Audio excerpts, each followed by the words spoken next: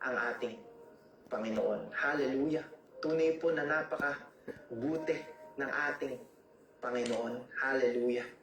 So for our second pointer tonight, bago po ang lahat, I just want to say thank you sa ating supporter kay Brother Sir JC at sa ating kapatid na si Bunso. Ayan. So for our second pointer is repentance. Ayan. Repentance protect us from the deceitfulness of sin. Inuulit ko po. Repentance protects us from the deceitfulness of sin. Mga kapatid, kahit matagal na tayong Kristiyano, hindi po ibig sabihin immune na tayo sa kasalanan. The enemy is still active. Laging naghahanap ng butas para tayo'y pabagsakin. Pero kapag daily tayong nagre-repent, hindi po natin nabibigyan ng pagkakataon ng kasalanan na tumigas sa ating mga puso.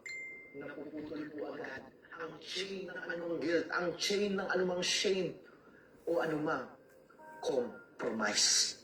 Basahin po natin ang Hebrew chapter 3 verses 13. Inuulit ko po, Hebrew chapter 3 verse 13. Ayan, sabi po dito, Hebrew chapter 3 verse 13. Sabi po dito, ngunit sa bawat araw ay magpatalasan kayo sa isa't isa upang walang sino man sa inyo ang patigasin ng kasalanan. Inuulit ko po, ngunit sa bawat araw ay magpatalasan kayo sa isa't isa upang walang sino man sa inyo ang patigasin ng kasalanan. Amen? Mga kapatid, sa ating buhay, ang kasalanan po sa ating buhay ay para itong alikabok sa bahay. Bakit para alikabok sa bahay? Kapag hindi nililinis araw-araw, dadami at lalala. Pero kung araw-araw mong nililinis yung kasalanan na yan, yung alikabok na yan, mananatiling maayos at malinis ang ating paligid. Ganyan din po ang puso natin kapag nagre-repent tayo daily sa ating mga buhay, mga kapatid. Ang kasalanan, kapatid, ay mapanlinla. Kapag hindi natin nalinis yan, nawalis, na-repent, lilimlangin ka po ng kasalanan, mga kapatid. Hindi agad ito natin mahalata. Ang kasalanan po ay parang isang maliit na karak sa dam na kung pababayaan mo, kapatid, balang araw ay babagsak ang buong pader na yan. Ganyan po ang kasalanan. Kapag hindi natin nirepent, araw-araw, marami ang mahuhulog, marami ang mawawasak ang kanilang mga buhay. Mga kapatid, marami ang nahuhulog sa big sins dahil nagsimula sa maliit na kasalanan. Isang maliit na compromise, isang maliit na kasinungalingan na yan, isang maliit na bitterness na yan, mga kapatid. At dahil hindi natin nire-repent ito sa ating Panginoon, unti-unting pinatitigas ng kasalanan ang ating mga puso. At kapag tumigas na yung puso mo, kapatid, one day, darating ang panahon na hindi na tayo makikinig sa conviction ng banal na espiritu. Kaya kung mapapansin niyo po yung mga tao na namumuhay sa kasalanan, kahit anong rebuke mo sa mga taong yon, kahit anong basa mo ng salita ng Diyos, hindi na yan tatablan, mga kapatid. Dahil ayan po yung side effect na hindi natin winalis, hindi natin inirepent sa ating Panginoon. Yung kasalanan, tumitigas sa ating mga puso na kapag nirebuke ka ng mga kapatid mo sa ating Panginoon, hindi ka natatablan, mga kapatid. Amen? Ayan po ang kahalagahan ng repentance. Parang bahay, mga kapatid, na hindi mo nililinis. Sa una, maliit lang ang alikabok.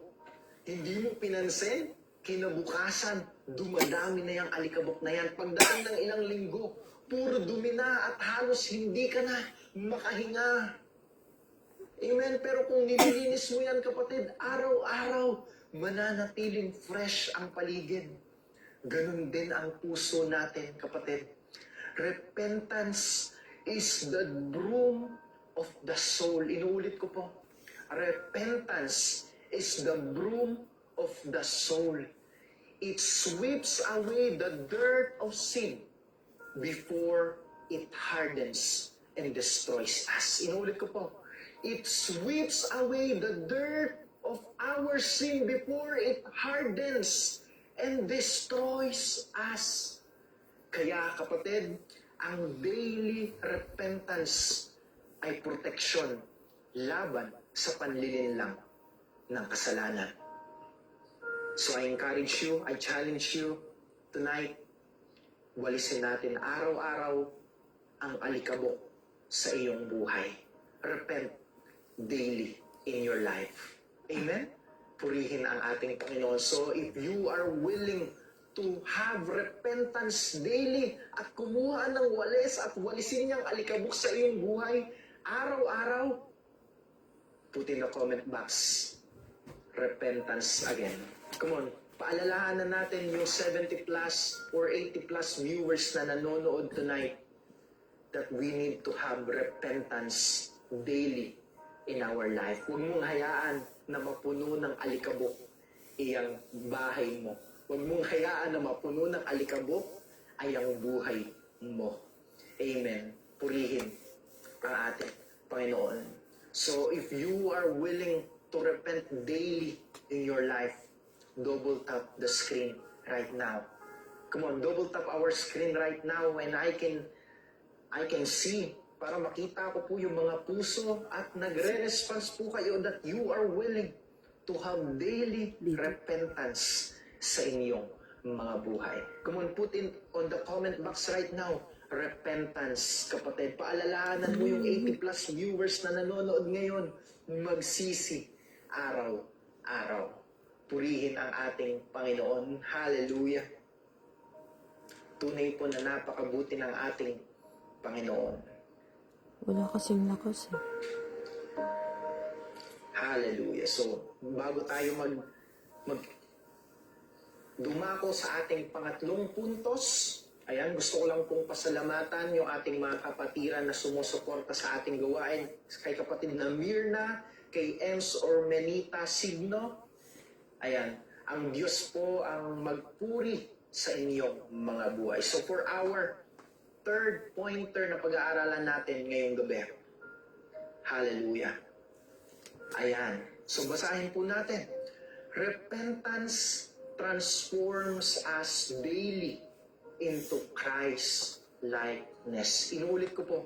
Repentance transforms us daily into Christ likeness. Mga kapatid, kung kilala ba daw niya ang tunay na repentance ay hindi lang kapag umiiyak ka sa ating Panginoon. Amen? Hindi lang yan dahil umiyak ka ay repentance na matatawag yan. Kailangan pong may makitang pagbabago sa iyong buhay. Kapag araw-araw tayong nagre-repent, unti-unti po tayong binabago ng Diyos. Binabago niya ang ating ugali, binabago niya po ang ating kaisipan, binabago niya po ang ating puso upang maging kagaya ni Kristo Jesus. Repentance is God's way of shaping us. Hindi po ito burden sa ating mga buhay ang repentance. Ito po ay blessing sa ating mga buhay. It keeps us being humble. It keeps us na mag-stay sa having a teachable spirit. It keeps us on being dependent sa grasya ng ating Panginoon. Amen? Mga kapatid, kapag humihingi tayo ng patawad sa turuan ka niya na magkaroon ng humbleness sa iyong buhay. Amen? Dahil naniniwala po ko na walang ma-pride na tao ang kayang lumuhod at humingi ng kapatawaran sa ating Panginoon. So kung nagagawa mong mag-repent daily sa iyong buhay, congratulations kapatid. Meron kang pusong mapagkumbaba. Basahin po natin ang Efeso chapter 4 verses 22 to 23. Ayan. Efeso chapter 4 verses 22 to 23. Sabi po dito, kaya hubarin ninyo ang dati ninyong pagkatao na napapahanap dahil sa masasamang pita at magbago kayo sa espiritu ng inyong pag-iisip. Ayan. Basahin po ulit natin. Efeso chapter 4 verses 22 to 23. Kaya hubarin ninyo ang dati ninyong pagkatao dahil sa masasamang pita at magbago kayo sa espiritu ng inyong pag-iisip. Purihin ang salita ng ating Panginoon. Kindly double tap our screen right now for responsing sa kabutihan ng ating Panginoon. Hallelujah. Purihin ang ating Panginoon. Katulad po mga kapatid, ang buhay natin is katulad ng isang sculpture. Araw-araw pinapanday ng Diyos ang ating mga buhay. At sa bawat repentance, tinatanggal niya po ang mga dumi. Tinatanggal niya yung bawat imperfection para maging mas malinaw ang larawan ni Kristo sa atin. Amen? So if you are willing na maging sculptor ang ating Panginoon ng iyong buhay, kindly put in the comment box right now, let's put amen or kaya pasalamatan natin ang ating Panginoon for being the sculptor ng ating mga buhay. Amen? Hayaan mo na hubugin ka ng ating Panginoon. Hallelujah. Praise Jesus for responsing sa ating comment box. Amen? Dahil ang ating Panginoon ang divine sculptor ng ating mga buhay. Tinatanggal niya po ang anumang dumi, anumang imperfection sa ating mga buhay para maging mas kagaya ng ating Panginoong Jesus. Purihin ang ating Panginoon. Mga kapatid, repentance is not just about tears. Hindi ito simpleng pag-iyak lang sa ating Panginoon. Ang totoong repentance ay pagbabago ng puso at isip. At ito ay proseso na nangyayari sa atin araw-araw. Kapag nagre-repent tayo mga kapatid, hindi lang tayo pinapatawad ng Diyos, binabago niya rin tayo. The Holy Spirit reshapes us, teaching us to say no to sin and say yes to righteousness. Ang bawat araw na may repentance, kapatid, ay isang araw na mas nagiging katulad tayo ng ating Panginoong Jesus. So repent, kapatid. Amen? Tulad nga po ng binigay nating example kanina, isang sculpture. Amen? Katulad ng isang sculpture. Ang sculptor, araw-araw po niyang tinatapyas ang bato. O anumang sculpture na yan. Hindi niya ito tinatapos, mga kapatid, sa isang araw lang.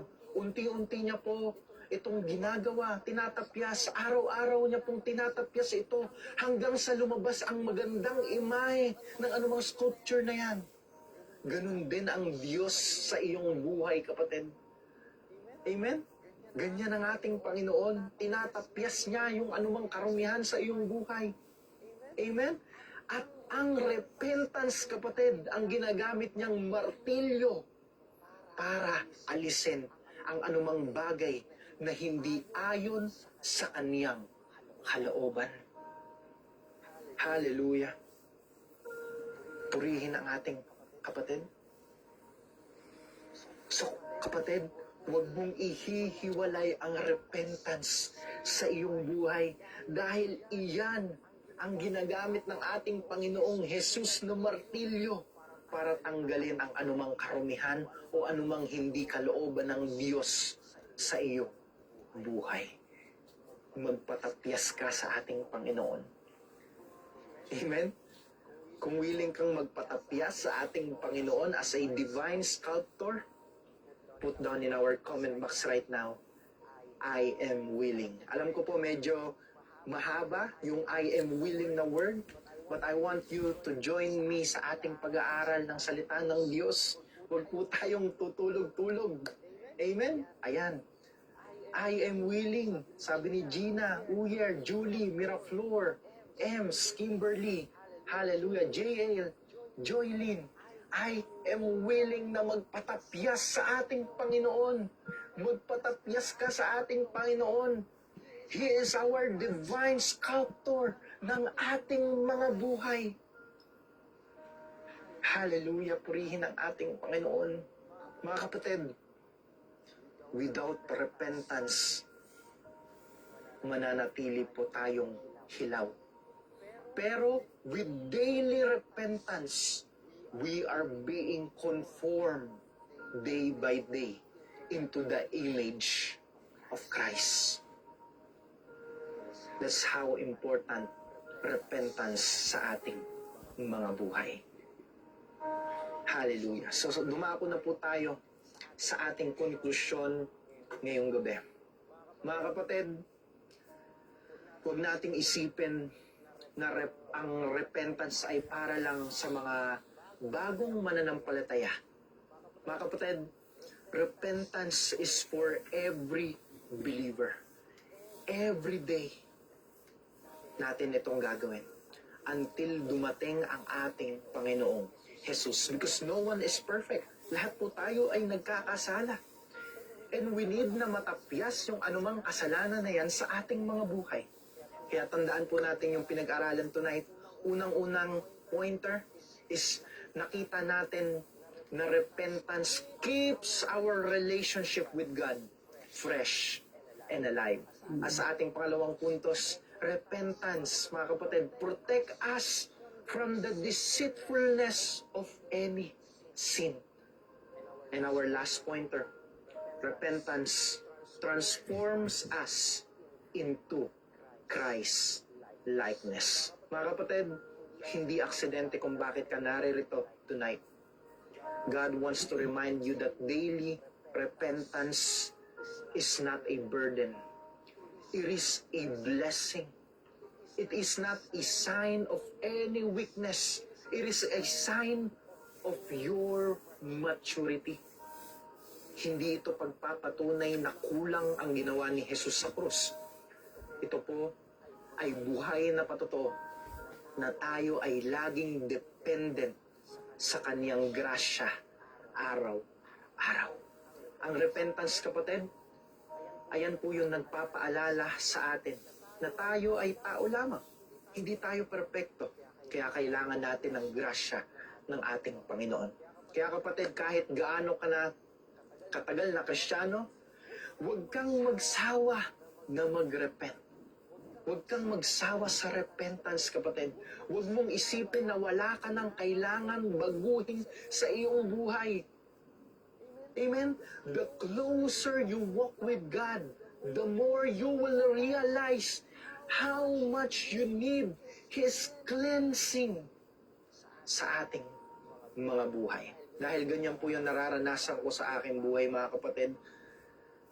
Sa araw-araw na paglapit ko sa presensya ng ating Panginoon, the more ko po nare-realize yung mga kailangan kong baguhin sa aking buhay. Amen? Repentance, mga kapatid, is the secret para sa malambot na puso. Amen?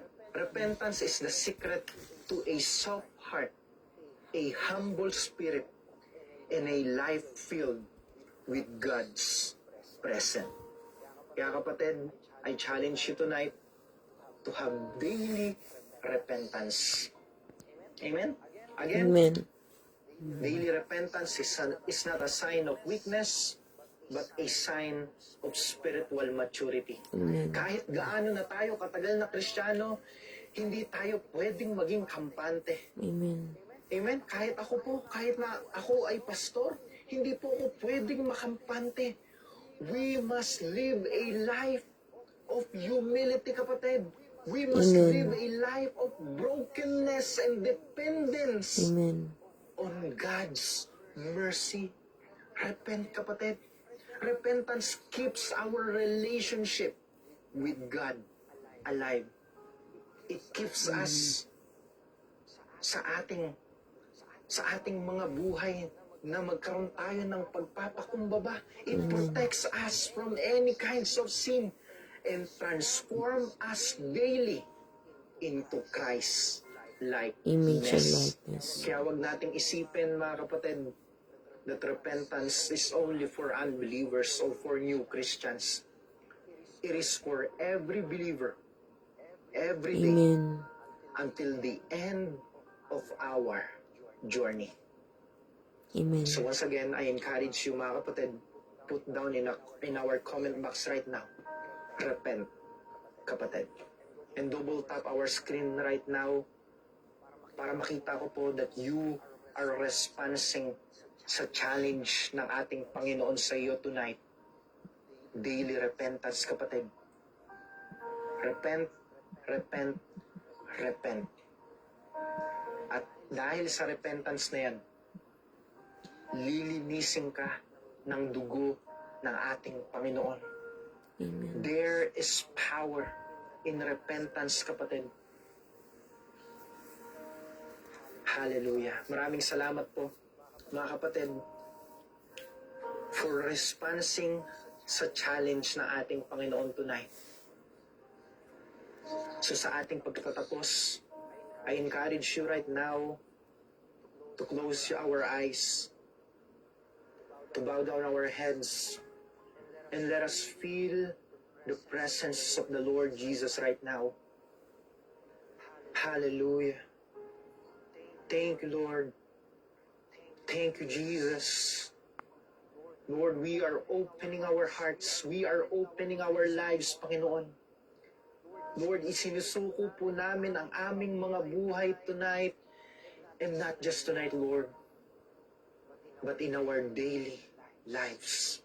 Panginoon, maraming salamat, Panginoon, for reminding us, Lord, that we are not perfect. Thank you, Lord, for reminding these 90 plus viewers that we are not perfect. Lahat po kami ay makasalanan. Lahat po kami ay nagkakasala. That's why we need you, Jesus, in our lives. That's why, Panginoon, kailangan naming lumuhod araw at gabi, Panginoon. Kailangan naming manalangin at humingi ng kapatawaran sa aming mga nagagawang kasalanan sa aming mga buhay. Panginoon, Lord, inaamin namin, Lord God, na marumi ang aming mga buhay. And right now, we are praying and we are declaring in the name of the Lord Jesus that you will be our divine sculptor ng aming mga buhay. Amen. Lord, tapyasin niyo po ang anumang hindi niyo kalooban sa aming mga buhay right now. In the name of the Lord Jesus, tapyasin niyo po, Panginoon, ang anumang karamdaman na inilagay ng Amen. kaaway sa aming mga buhay right now. In the name of the Lord Jesus, by the power of the divine sculptor ng aming mga buhay. Amen. Lord, make our body whole. Again, anumang karamdaman, anumang sakit sa kasukasuan na nararamdaman ng aming katawan right now, be our divine sculptor right now. Amen. In the name of the Lord Jesus, we speak healing. Lord, Amen. alisin niyo po ang anumang hindi kalooban ninyo sa aming mga Amen. buhay. Any kinds of financial problem, any kinds of broken relationship, any kinds ng kilos ng kaaway sa aming mga buhay, be our divine sculptor, Panginoon. Alisin niyo po ang hindi niyo po kalooban sa aming mga Amen. buhay. In the name of the Lord Jesus. We are claiming already, Panginoon, ang kagalingan. We are claiming the healing. We are claiming, Panginoon, For Daddy Ray Castro, Lord God. yung For Pastor breakthrough Gary Sinuto, Lord God. sa aming mga buhay. For Come on, us, Lord God. claim it. Come on, say it right now. Claim it. I claim Amen. it. We're Claim claiming it, it. kapatid. We're Paulit-ulit mo claiming sabihin. it. Amen I and claim amen. it. I claim it. We're claiming We it. are claiming the breakthrough. We are claiming the Amen. blessings. We are claiming the healing na nanggagaling sa divine sculptor ng aming mga buhay. Amen. Panginoon, maraming salamat sa gabing ito. Thank you so much, Father God, for your goodness, Amen. for your faithfulness sa aming mga Amen. buhay. Thank you so much, Father God, for the 89 plus viewers na kasama ko po ngayon, Panginoon, na mag-aral ng inyong salita. Amen. Lord, I am extending our arms to you right now. Panginoon, kayo po ang magprotekta sa kanila. Kayo Yes, po Lord. ang magpala. Amen. At kayo po, Panginoon, ang sumagot sa bawat panalangin ng aking mga kapatid na kasama Amen, ngayon. Lord. Maraming salamat, Panginoon, for this first live Bible study sa Amen. aming TikTok live ngayon. Panginoon, Amen. this platform is for you. This page is for you, Panginoon. Lord, kayo po ang itinataas namin sa ministry na ito. Maraming salamat, Panginoon. Sa iyo po ang pinakamataas na papuri at Amen. pagsamba sa pangalan ni Jesus. Amen and Amen. amen. Amen. Thank you, Pastor. God bless you all the more Maraming salamat with po, your mga dear kapatid, family. for joining in our daily God bless your Friday life. Bible study. God bless us all. At nagagalak po ang aking puso, mga Thanks, kapatid, Pastor. because this is our Pastor first Fenton. Friday Bible study and it is a victory. And of Amen. course, dahil po yan 101. sa kilos ng ating Panginoon. Maraming salamat po, mga kapatid, sa pagsama sa atin. Amen. And again, we will do our daily Friday Bible study here in TikTok Live. Hindi na po tayo babalik doon sa Zoom dahil marami pong nahihirapan na makapasok sa ating Zoom account. And let's put in our schedules, in our calendars. Next Friday, we will start our Friday Bible study exactly 8:40 p.m. Amen. Maraming salamat po, mga kapatid. And before na mag-end po tayo ng ating gawain, I just want to say thank you sa mga patuloy na Thank sumusuporta you din po. sa ating gawain sa ating Panginoon. God bless you I just all the want more, to say thank Pastor. you to MJ09, kay Joji, ayan, kay The Ambassador, kay kapatid na Mirna, kay kapatid na Ems Urmenita Signo, kay kapatid na Sir JZ Bunso, and Miss Leo Japan, and kay, of course, kay kapatid na Miss Faye. Ang Diyos po ang magbalik at magpala Amen. sa inyong mga buhay. Maraming salamat po, mga kapatid, sa inyong oras Salamat at din po, panahon. Pastor See you Fenton. again next Friday. Amen. And if you need some encouragement o salita ng Diyos, you can follow our page dahil araw-araw po tayo, walang mintis tayong naglilingkod sa ating Panginoon. Araw-araw po Amen. tayong may mga videos na nagbabahagi po tayo ng salita ng Diyos dahil ito po ang misyon natin, mga kapatid, ang ibahagi ang pagmamahal at katotohanan ng ating Panginoon Amen. araw-araw. Walang tigil po ito, mga kapatid. Hanggang sa tumanda tayo, maglingkod tayo sa ating Panginoon. Amen. Amen? Dahil may pangako ang ating Panginoon that this place, this world, is just our temporary home. Ang Amen. tunay na tahanan natin ay kapiling ang ating Panginoon. Yes, God Lord. bless you all, mga kapatid. And once again, God bless you all the more, tulad ng pangalan ng Pastor ating page, Fenton. this is all for Jesus. Amen. Good night. Good night. Good night, everyone.